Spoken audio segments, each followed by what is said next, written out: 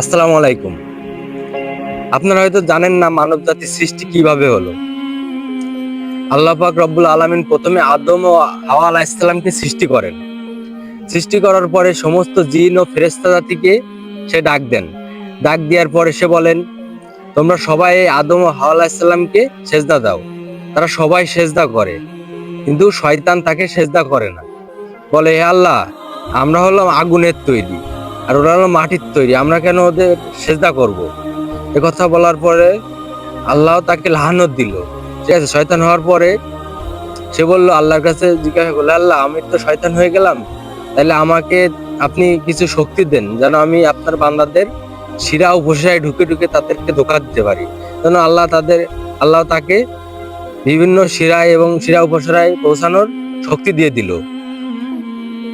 এখন আদম ও হাওয়া আলাইহিস সালামকে আল্লাহ জান্নাতে পাঠিয়ে দিল। জান্নাতে পাঠানোর পরে একটা গাছ ছিল। আল্লাহ রাব্বুল আলামিন বলল, সেই গাছের ফল যেন তারা না খায়। তারা ভুলবশত শয়তানের ধোঁকায় পড়ে সেই ফল তারা খেয়ে ফেলে। আল্লাহ রাব্বুল আলামিন তাদের উপরে অসন্তুষ্ট হয়ে তাদেরকে পৃথিবীতে ছুঁড়ে ফেলে দেন। এ থেকেই আমরা মানব জাতির সৃষ্টি।